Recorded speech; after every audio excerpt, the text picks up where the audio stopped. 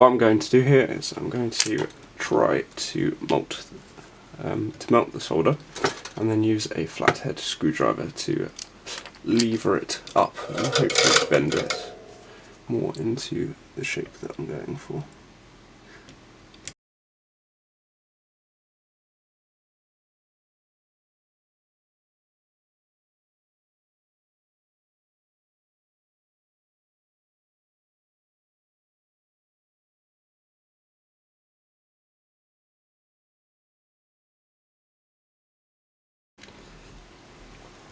So that is one tab freed, and I'm just going to repeat that process for the rest of them now.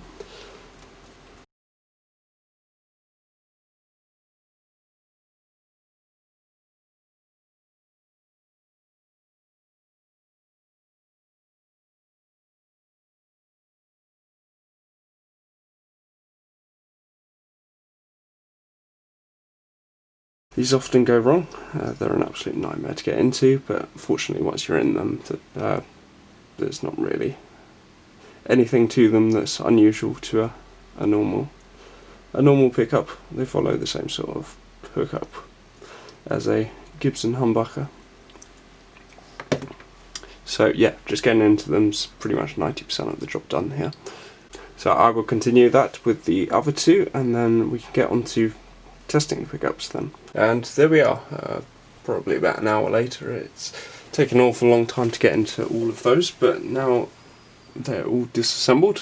We can see the middle was a single coil, the other two were actually mini humbuckers, the way they do appear to be. So it seems to be, if you have a pickup with a cover like that, it's going to be a humbucker. If it's just got the one row, then it's a single coil. The single coil actually, strangely enough, has started reading a resistance now, so I'm assuming in melting the solder on the outside of the base plate, it's actually melted some on the inside as well, which has reset a solder joint, which must have been the issue with this if it wasn't reading beforehand.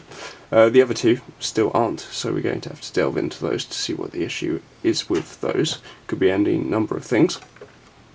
But yeah, we'll get started on that in a minute. The first thing I want to do with this is I want to check the start and the end of the humbucker as a whole.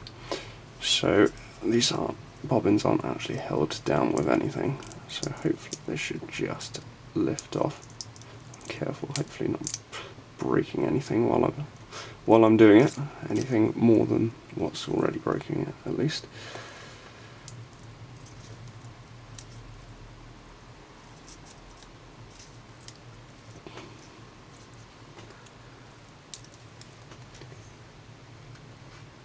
And in fact, it looks like the ground connection is coming out the bottom there, and that looks like it might not actually allow the whole thing to be taken out, at least not without this possibly a bit of leeway.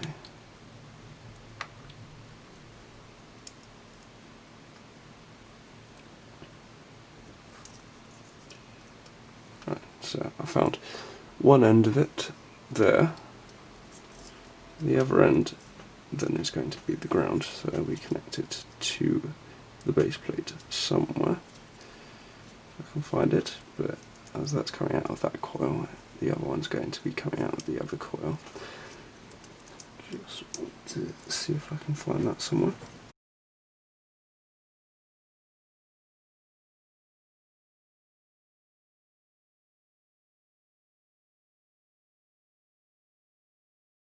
And there we are, and actually they're both directly into the centre of the coils there. So that'll be the start and that'll be the end. So first job is just to reflow both of those solder joints, and just on the off chance that either of those are the issue. If they are, then it's a very simple fix, so always start with the simple fixes, just on the off chance that any of those will work. If they don't, then obviously you progress on to the more difficult fixes.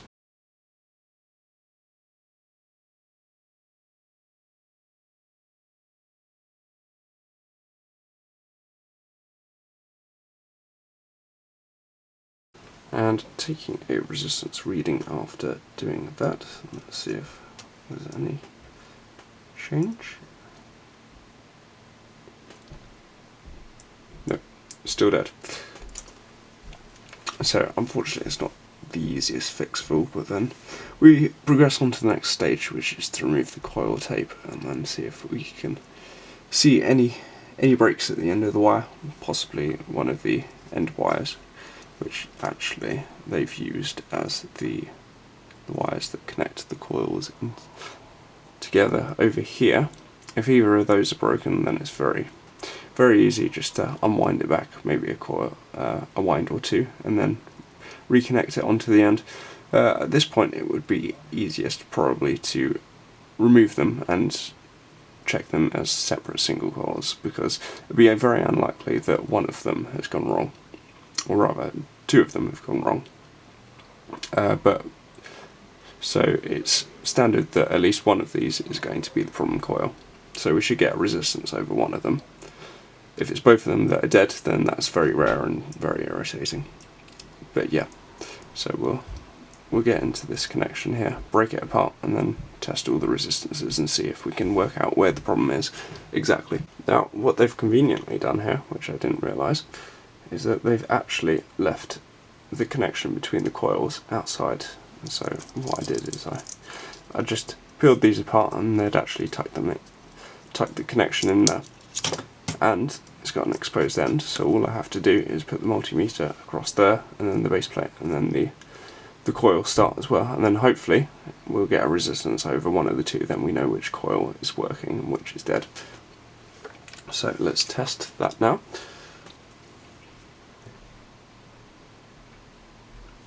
Okay, that's good. We've got a resistance over one. Also means, provided they are symmetrically wound, we have a resistance that we're aiming for if we do need to do a rewind here. So we're looking at somewhere between 4 to, there we go, 3.9ish. And that means we've got a resistance between the middle and obviously the connection coming here. So this is our live coil and this is our dead coil. We'll just double check that this is dead, just on the off chance that it isn't just a dodgy connection between the two. No, there's absolutely no connection there. So we know this is the problem coil, so we can disconnect this from everything, and then we can start troubleshooting rather, that coil by itself.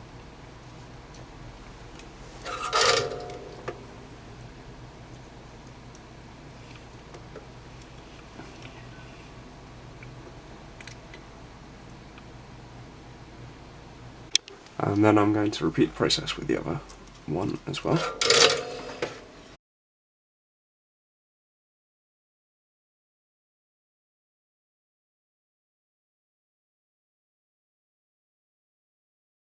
And unfortunately this one looks like both coils are dead by testing with the coil connection and the coil start, absolutely nothing, and base plate, absolutely nothing as well. So it looks like both coils of this one are dead, which is irritating, but that means that there's 3 coils to repair in one way or another, whether that be hooking up the end or complete rewinds. Okay, we're about 2 days after the last clip. I've just got permission from the customer to continue the work on this. So I have removed the single coil pickup away from this back here, and I've just made a small mark on the top of this one indicating that this is the coil that works. Obviously as soon as it's covered then no one's going to see that. So I've got to work through the working out whether the coil is broken around the edge of this and this coil. So I'm going to start with this one, and the process is pretty simple, but it is also pretty delicate, and you can cause more damage doing so, so you always want to work quite slowly through this. So first I want to remove the tape around the outside, and they seem to use some very strange, it looks almost like paint that they pot these pickups in to prevent the microphonics, which makes removing the tape once it gets to the coil a bit more difficult, especially if you can't actually see what's going on very easily.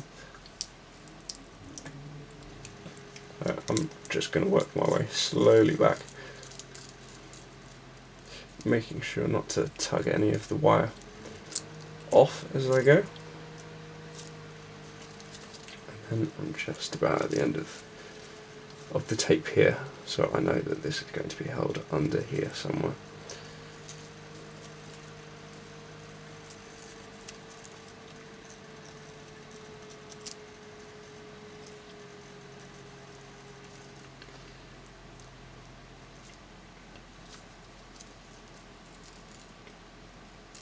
And if I can possibly avoid it, I can see the wire that it seems to be connected to here now.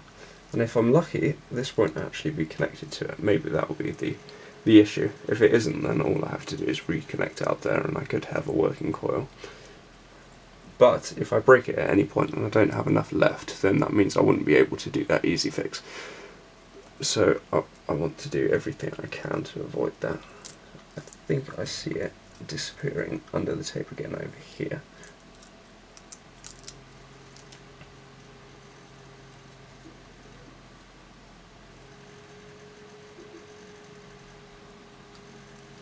Yeah, that definitely seems to be the end part. I want to move that slightly out of the way while I want to remove the last bit of tape here.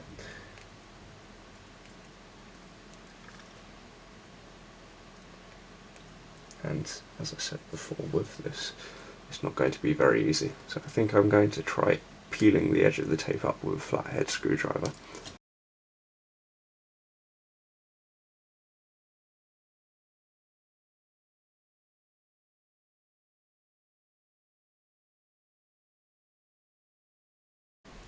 Now, it looks like a piece of wire just came off there, so I think that could well be our issue with this one. I want to be careful not to cause any more damage to it.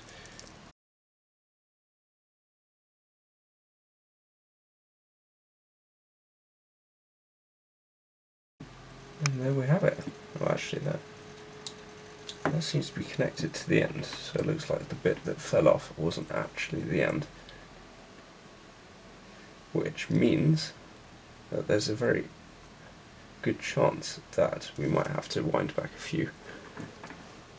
a few hundred winds potentially to get to the break and then hook it up again. But it's always worth reflowing the solder joint here, just on the off chance that that was possibly the other end of this. So as they wound that around then, possibly this was just the end, so it's not actually part of the coil itself, and they've just left that in there. So I'm going to reflow it just to be on the safe side, that I'm not working my way back to a break that doesn't actually exist. If doing so it doesn't fix the issue, then yeah, I've got no choice other than wind back a few. You could probably get away with a few hundred winds back until you get to the point where the pickup is not going to sound the way it used to sound, at which point then you have to admit defeat and go for a full rewind. So I'm going to try reflowing the solder here just to see. I might even do a couple more loops around it just in case we do have an issue that could be solved by doing so. It doesn't really need any explanation as to how to do this.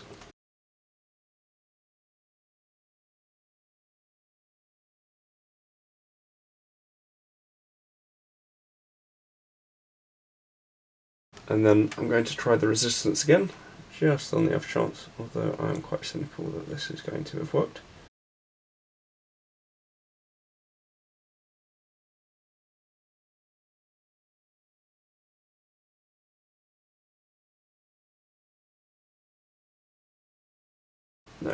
No resistance at all. So that means I need to rewind back a few hundred winds to see if I can find a break. If I can, then that's great. It gives us another chance to hook it up like this. If not, then it means it's going to have to be a full rewind. Here we go with the unwinding. I'll take the end off and set that aside to use again. And then it's going to be quite difficult for the first few winds, probably, as whatever they've potted this in, likely to be quite sticky. But as soon as you get the first layer or so off, then that generally tends to get the worst of the potting material out. And I'm hoping to find a break at some point, and soon. And as I pulled the first little bit of wire off the bottom here, I'm expecting, if there is a break, that I should find the break once the wire or the winds start coming off the bottom. And it's just working its way down now, so we're almost at the bottom now.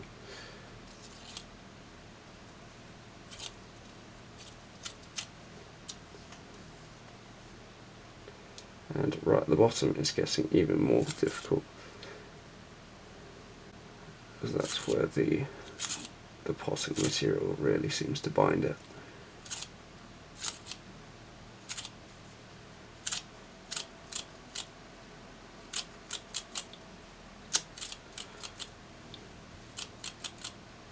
Unfortunately, we're working our way back up, so it's not the very outer layer that's the issue.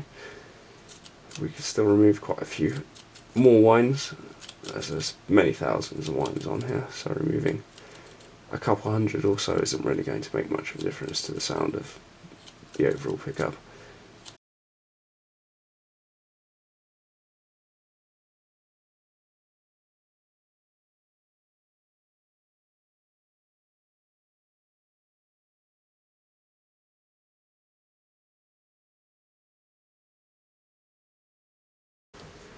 Okay, I think at this point it's probably time to admit defeat with this one, as I haven't been able to find a break, and I think I've taken off at least 200 wines at this point.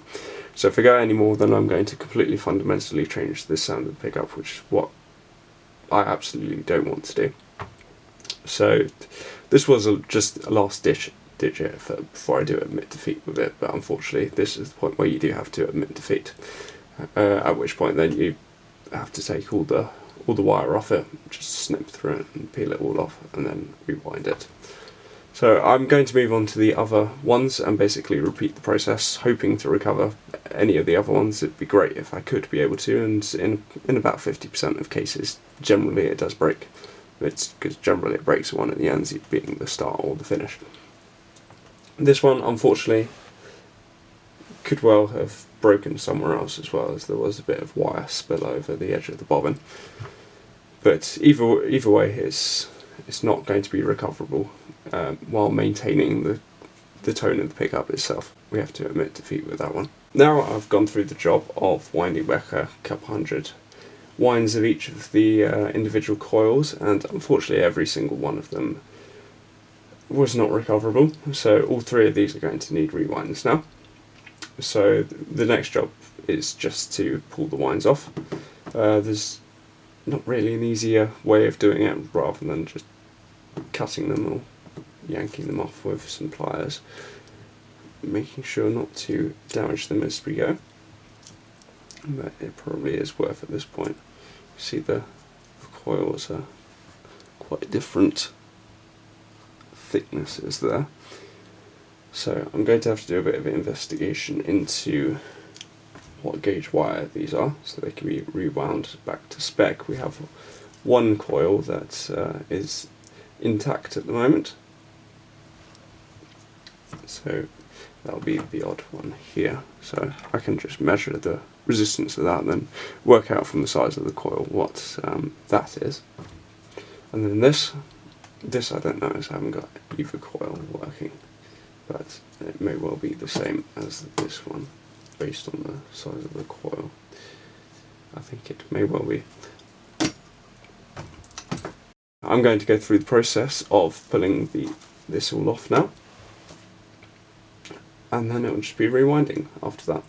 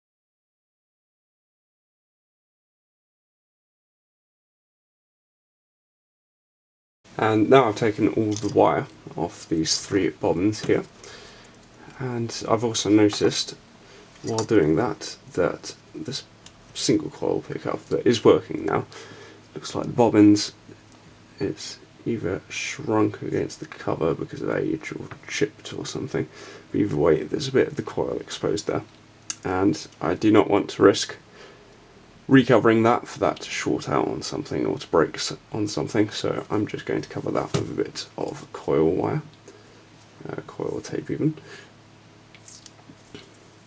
just to protect that from any potential future damage. And it doesn't really matter how ugly it is because it's all going under a cover, never to be seen again, hopefully. And I have also, with the coil starts and end wire bits that were used in an effort to keep them as original as possible, just taped those to the base plates to keep those together. So the next stage is to rewind all of these bobbins up to the original spec, which I'm going to have to research to see if I can find any original specs online for these pickups. Now the pickup bobbins have been rewound, all 3 of them here. Now I've just taken off the bobbins, not the bobbins, the knobs from the pickguard here. They're screw on by the side because they're solid shaft knobs. Got the replacement knobs in now, and during this the jack has also fallen off. So before assembling the pickups, what I'm going to do is I am going to unsolder all these electronics and remove these old potentiometers out of it, and then I'm going to install the new potentiometers onto there, and hopefully all the capacitors are still going to work. So I'll be able to install everything the way it is, just on the new potentiometers, which should actually work, unlike these ones.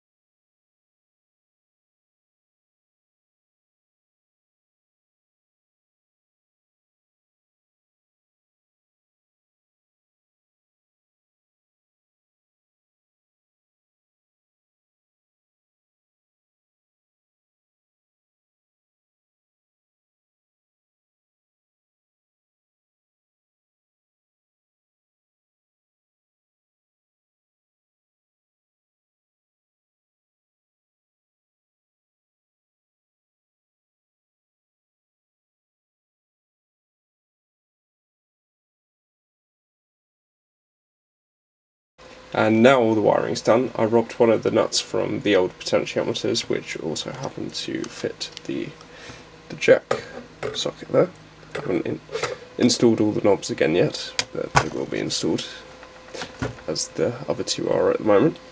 So that's installed now, everything is good there, so all that needs to be done is the pickups need to be assembled, and then they just need to be wired in, and then this job will be complete. And now it's time to reassemble the pickups. All that requires is putting the new bobbins on and connecting them to the existing bobbins, and then testing the total resistance from the output leads to check that everything works the way it should do.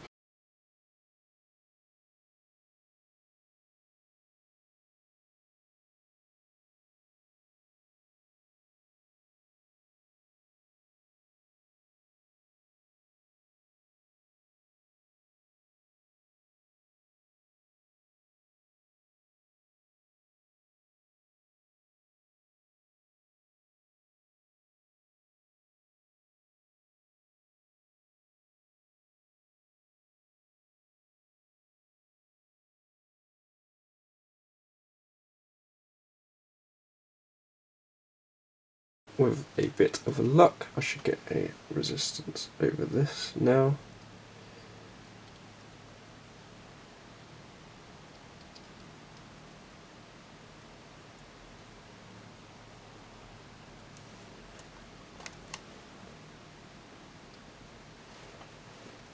Okay, resistance. Okay, so this coil has just decided to die as soon as it was to be installed again. So sometimes pickups do that for no apparent reason whatsoever. I lost all resistance over it. I had to hook up the end of the coil again to get a resistance, which should, there we go. So got the resistance back again. Hopefully it won't do it again.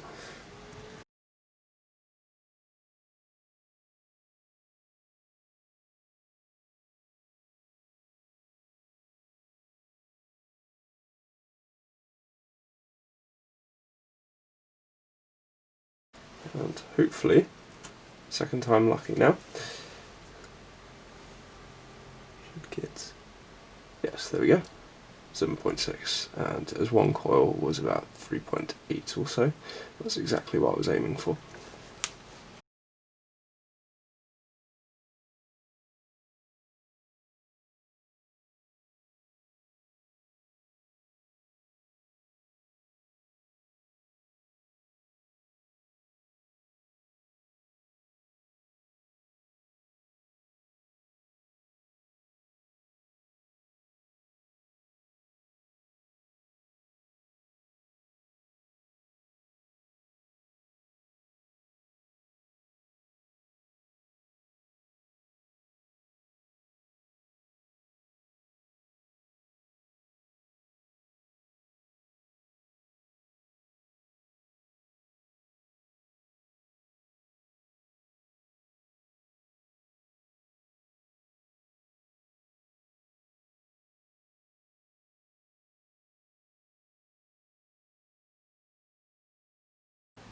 And a resistance of 8.7k on that one, so I was aiming for just below 9k, so that's pretty much exactly where I want that one too.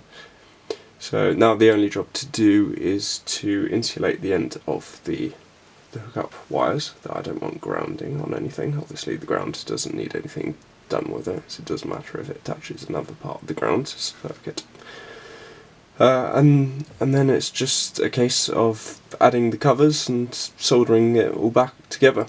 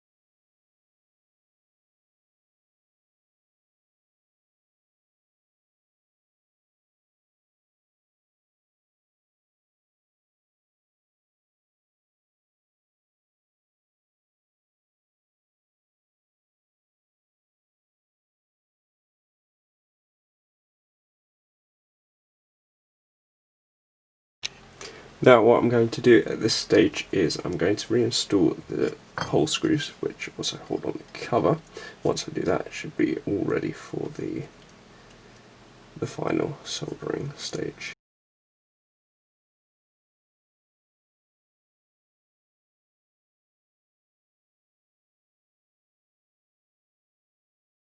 And then what I'm going to do is I'm going to install a couple of screws to hold it in place, then take the resistance again just to make sure that none of the output leads that we had coming directly from the coils are shorting on it.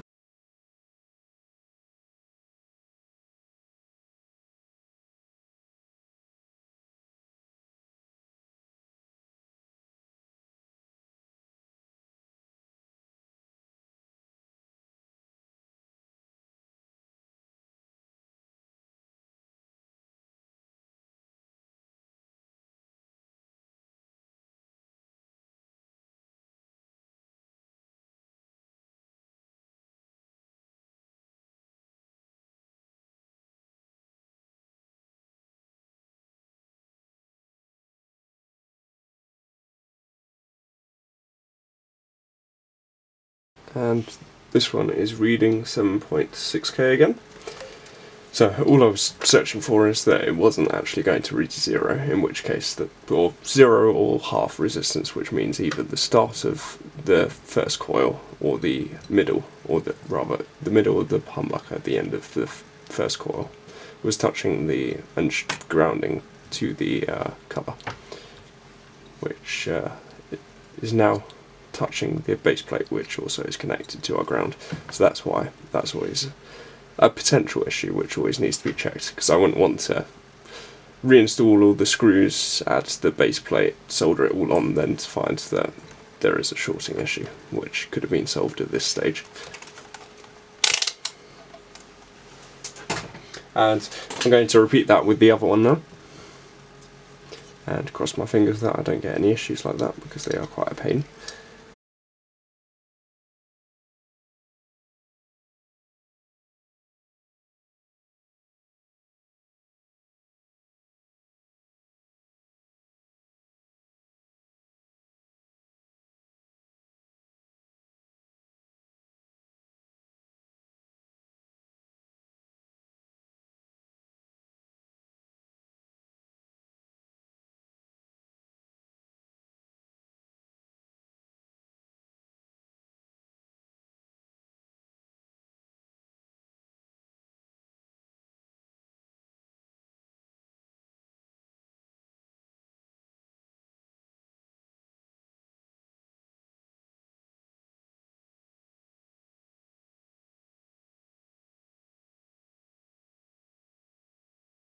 Now, that was not a very easy one to get in, so I'm not particularly optimistic that it's going to have worked the first time.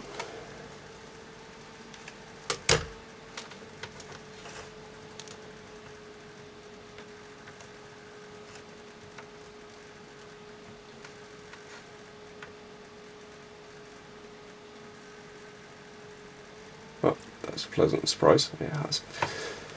If I had some sort of shorting issue, which I'm very fortunate not to have had here, then I would just take the cover off and try to track down. Of course, if it's 0 resistance, then you know it's on the start of the first coil. If it's half resistance, then you know it's the end.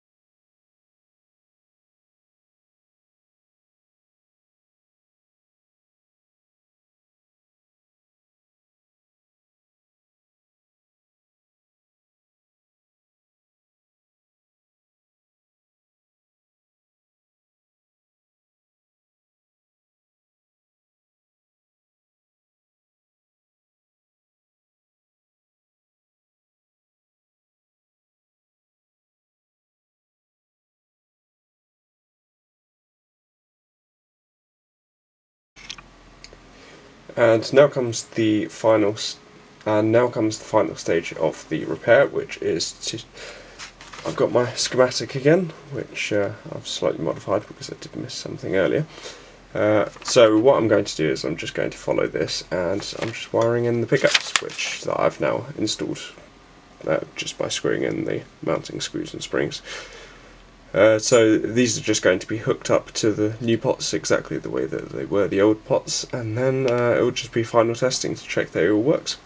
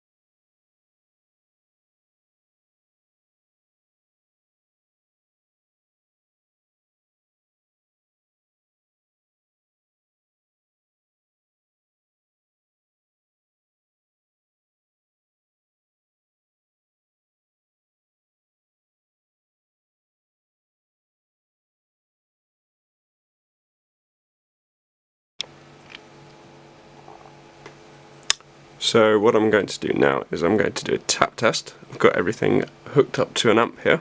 So with the on-off switches, I'm just going to switch them on one at a time and test the volume and tone to see that it all works as it should do.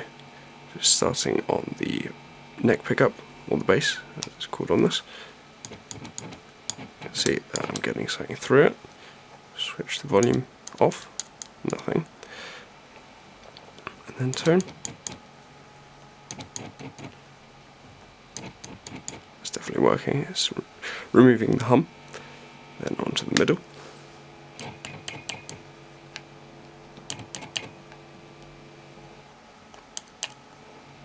That's working.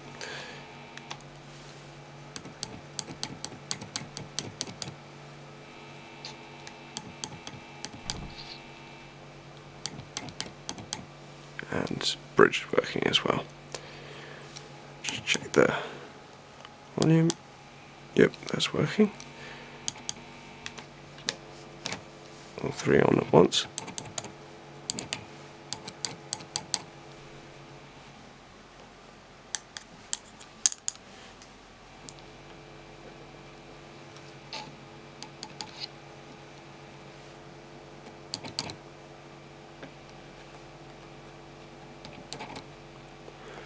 Everything seems to be working as intended.